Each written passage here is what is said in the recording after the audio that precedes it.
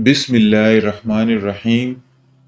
اسلام کے ہر دور میں مسلمانوں کے اوپر طرح طرح کے ظلم و ستم کے پہاڑ ڈھائے گئے تاکہ وہ اپنے ایمان سے پھر جائیں اور اللہ کے سچے مذہب دین اسلام کو چھوڑ دیں۔ لیکن ایک سچا مسلمان ایمان اور دین اسلام کو چھوڑنے کے بجائے شہادت کو ترجیح دیتا ہے۔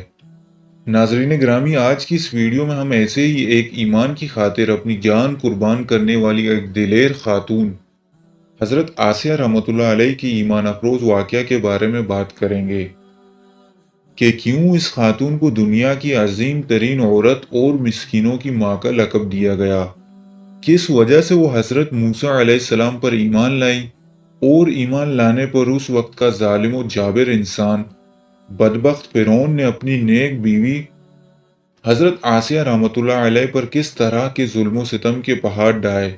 ناظرین گرامی، فرعون کی بیوی کون تھی اور کس کی اولاد میں سے تھی، اور اس قابل رش قربانی پر اللہ نے انہیں کیا مقام و رتبہ دیا؟ ہزاروں سال پہلے کا واقعہ ہے۔ مصر کی سرزمین میں ایک ایسی نیک دل خاتون رہا کرتی تھی، مال و دولت کی ان کے پاس کوئی کمی نہ تھی، ہر وقت خدام خدمت کے لیے حاضر اور حکم بجا لانے کے لیے تیار رہے۔ ان پر اللہ تعالیٰ کا یہ بھی خاص کرم تھا کہ مال و دولت کی کثرت اور آرام و سکون کی فراوانی نے انہیں مغرور نہ بنایا تھا، بلکہ ان کا دل غریبوں کی محبت سے سرشار اور ان پر شفقت و مہربانی کے جذبے سے معمور تھا۔ چنانچہ یہ ان سے نرمی و مہربانی کا برتاؤ اور دل کھول کر ان پر صدقہ و خیرات کیا کرتی تھی۔ اسی باعث بعض لوگوں نے انہیں ام المساکین یعنی مسکینوں کی ماں بھی کہا۔ ناظرین گرامی، حضرت آسیہ رحمۃ اللہ علیہ ریان بن ولید کی پوتی تھی۔ ریان بن ولید وہی بادشاہ تھا جو حضرت یوسف علیہ السلام کے دور میں عزیز مصر تھا، اور وہ حضرت یوسف علیہ السلام پہ ایمان بھی لایا تھا۔ حضرت آسیہ رحمۃ اللہ علیہ بہت حسین و جمیل خاتون تھی، کیونکہ یہ بادشاہ کی اولاد میں سے تھی۔ چونکہ اس وقت فرعون کی حکومت تھی اور وہ مصر کا بادشاہ تھا، اسی لیے فرعون نے حضرت آسیہ رحمۃ اللہ علیہ کی خوبصورتی کو دیکھ کر زبردستی شادی کرنا چاہا، مگر حضرت آسیہ رحمۃ اللہ علیہ اور ان کے والدین فرعون کو ناپسند کرتے تھے۔ تو فرعون نے حضرت آسیہ رحمۃ اللہ علیہ کو دھمکی دی کہ اگر انہوں نے شادی سے انکار کر دیا تو ان کے والدین کو قتل کر دیا جائے گا۔ تو اس طرح فرعون نے حضرت آسیہ رحمۃ اللہ علیہ سے زبردستی شادی کر لی۔ لیکن شادی کے بعد بھی اللہ تعالیٰ نے حضرت آسیہ رحمۃ اللہ علیہ کو فرعون کی شر سے محفوظ رکھا اور وہ آپ پر قادر نہ ہو سکا۔ مورخین لکھتے ہیں کہ اللہ نے فرعون کو نامرد بنا لیا تھا، اور بعض نے یہ لکھا کہ فرعون کو ایک ایسی بیماری تھی جس سے طبیبوں نے فرعون کو ساری عمر صحبت کرنے سے منع کیا تھا، لہٰذا فرعون کبھی بھی حضرت آسیہ رحمۃ اللہ علیہ کے قریب نہ جا سکا۔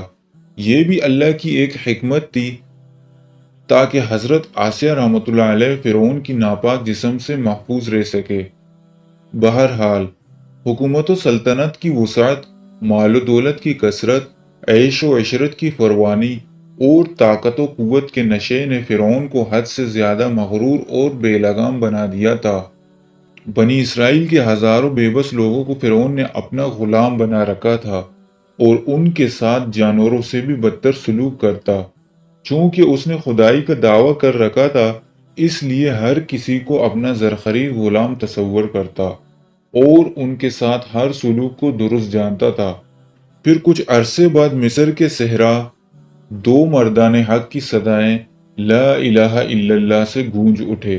یہ حضرت موسیٰ علیہ السلام اور حضرت ہارون علیہ السلام تھے، جنہیں اللہ تعالیٰ نے فرعون اور اس کی قوم کو دعوت ہدایت دینے کے لیے مبعوث فرمایا تھا۔ انہوں نے لوگوں کو باطل معبودوں کی پوجا پاٹ سے روکا اور اللہ کی عبادت کی طرف بلایا، لیکن ان ظالموں نے بجائے حق تسلیم کرنے کے ہٹ درمی کا مظاہرہ کیا اور ان دو جلیل القدر پیغمبر خدا کی حقانیت کرنے والے روشن معجزات دیکھنے کے باوجود کفر و سرکشی پر اڑے رہے اور مقابلے کے لیے جادوگروں کو اکٹھا کرنے لگے۔ میلے کے دن ایک کشادہ اور وسیع میدان میں فرعونیت کے نشے میں چور موجود ہوا۔ سلطنت کے کونے کونے سے بلائے گئے جادوگر بھی جمع ہو گئے۔ ہزاروں افراد کا مجمع حق و باطل کا یہ عظیم ترین معرکہ دیکھنے کے لیے جمع ہو گئے۔ اور ادھر اللہ کے نبی حضرت موسیٰ علیہ السلام بھی تشریف لے آئے۔ مقابلے کا آغاز ہوتا ہے۔ جادوگر فرعون کی عزت کی قسم کھا کر اپنے جادو کی لاٹیاں اور رسیاں پھینکتے ہیں تو ایک دم وہ سانپ بن کر پورے میدان میں ہر طرف دوڑنے لگتے ہیں۔ پورا مجمع خوف و ہراس میں بدحواس ہو کر ادھر ادھر بھاگنے لگتا ہے۔ فرعون اور اس کے جادوگر اپنی فتح کے گھمنڈ اور غرور کے نشے میں بدمست ہو جاتے ہیں اور جوش و شادمانی سے تالیاں بجا بجا کر اپنی مسرت کا اظہار کرنے لگتے ہیں۔ اور پھر حضرت موسیٰ علیہ السلام اللہ تعالیٰ کے حکم سے اپنی مقدس لاٹھی کو ان سانپوں کے ہجوم میں ڈال دیتے ہیں۔ لاٹھی ایک بہت بڑا اژدہا بن کر جادوگروں کے تمام سانپ نگل جاتی ہے۔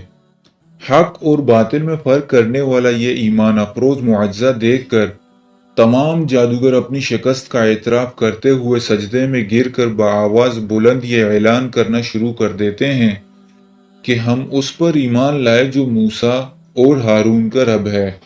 لیکن بدبخت فرعون ایمان نہ لایا اور اپنے کفر پر ڈٹا رہا۔ جب فرعون کی بیوی مصر کی ملکہ کو اس مقابلے کا حال معلوم ہوا تو ان کے دل میں فوراً حق کا نور چمک اٹھا اور وہ ایمان لے آئی۔ لیکن یہ مرحلہ اتنا آسان نہ تھا، کیونکہ ان کا شوہر فرعون انتہائی ظالم و جابر اور سفاک فطرت انسان تھا اور فی الحال اپنے ایمان کو کسی پر ظاہر نہ کیا۔ کچھ عرصہ اسی طرح گزرا، پھر ایک ایسا واقعہ ہوا جس سے ان کے دل میں فرعون کے خلاف نفرت کی آگ اور زیادہ بھڑک اٹھی اور مومنوں پر فرعون کے مظالم ان کے لیے ناقابل برداشت ہو گئے۔ یہ واقعہ تھا مشاطہ بنت فرعون کا، یعنی فرعون کی بیٹی کے سر میں کنگھی کرنے والی خادمہ جسے مشاطہ کہا جاتا ہے، جو حضرت موسیٰ علیہ السلام اور ہارون علیہ السلام پر ایمان لے آئی تھی، لیکن ابھی تک کسی کو مشاطہ کے ایمان کی خبر نہ ہوئی تھی۔ ایک دن یہ فرعون کی بیٹی کے سر میں کنگھی کر رہی تھی کہ کنگھی ہاتھ سے اتفاقاً گر پڑی۔ اس پر ان کی زبان پر بے ساختہ بسم اللہ نکلا۔ فرعون کی بیٹی نے جو یہ سنا تو کہنے لگی، اللہ سے مراد کون ہے؟ کیا میرا باپ ہے؟ مشاطہ نے جواب دیا، نہیں، بلکہ اللہ عز و جل وہ ہے جو میرا، تیرا اور تیرے باپ کا بلکہ ہم سب کا رب ہے۔ فرعون کی بیٹی نے پوچھا، تیرا رب میرے باپ کے علاوہ کوئی اور ہے؟ مشاطہ نے کہا، ہاں۔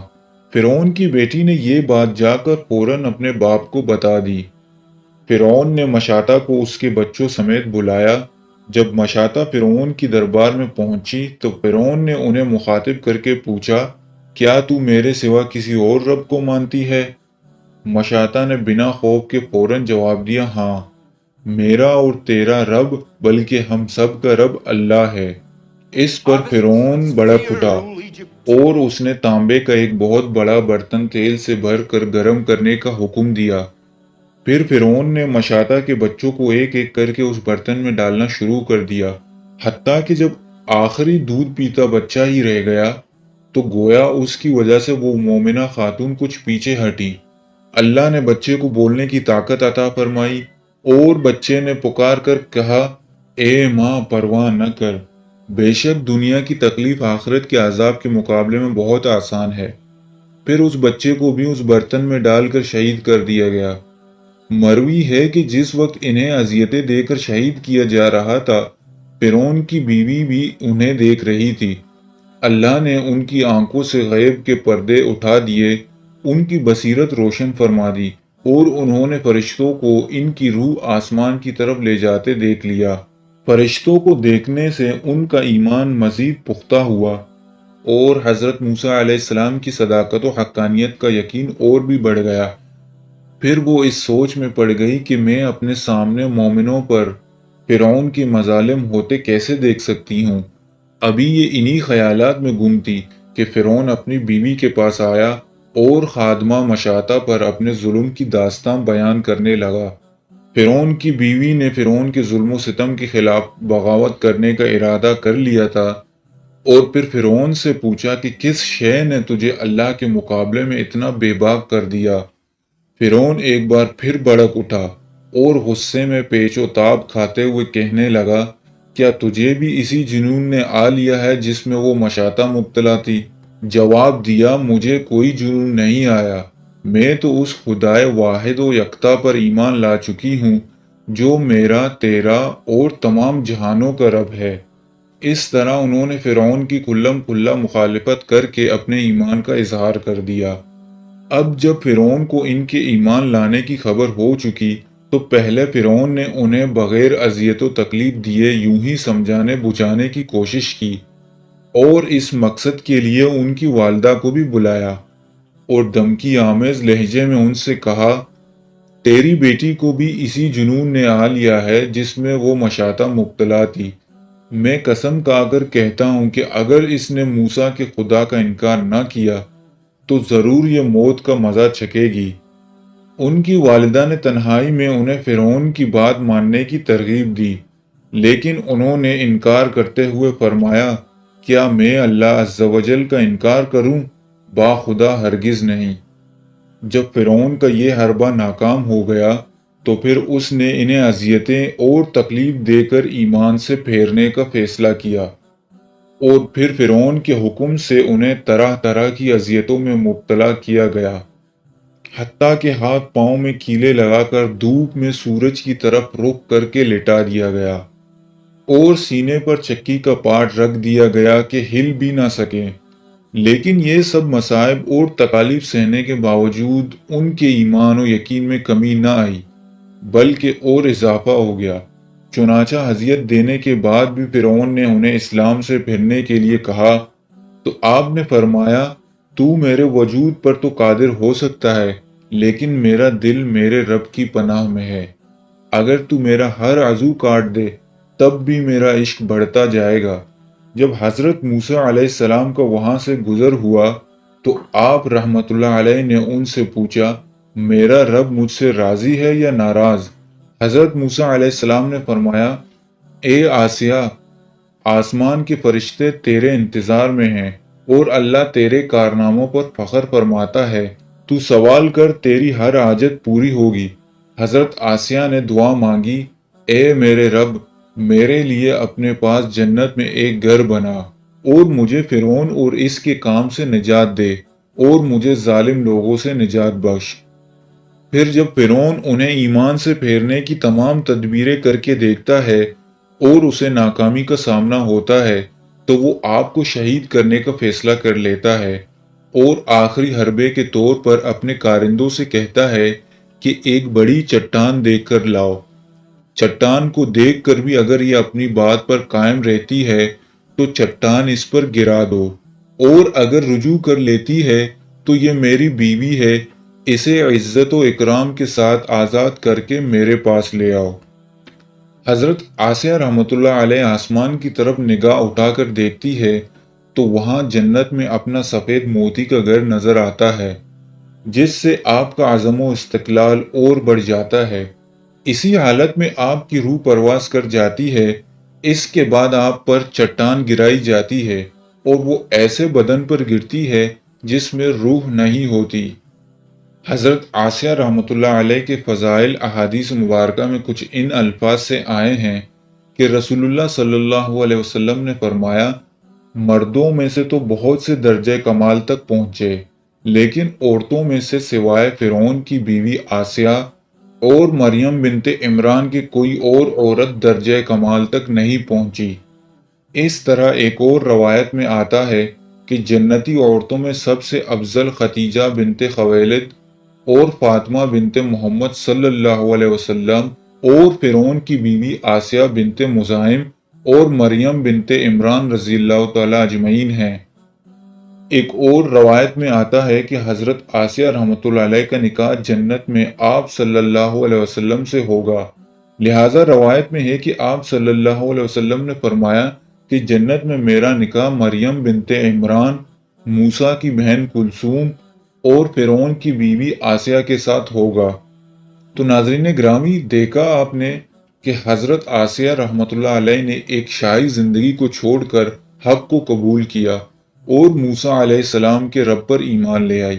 کتنی بہترین زندگی تھی، جہاں ہر وقت خدام ان کی خدمت کے لیے حاضر اور حکم بجا لانے کے لیے تیار رہتے۔ انہیں معلوم تھا کہ ایمان لانے پر ان سے یہ شاہی زندگی اور منصب چھن سکتا ہے، یہاں تک کہ ان کی جان بھی جا سکتی ہے، لیکن انہوں نے ان سب کی پرواہ کیے بغیر حق کو قبول کیا، اور اس طرح حضرت آسیہ رحمۃ اللہ علیہ نے یہ مقام و رتبہ پایا۔ بے شک جو مشکل حالات میں ایمان پر قائم رہ کر انسان سے ڈرنے کے بجائے اللہ سے ڈرے گا، تو وہ اللہ سے دنیا اور آخرت دونوں جہاں میں مقام و رتبہ پائے گا۔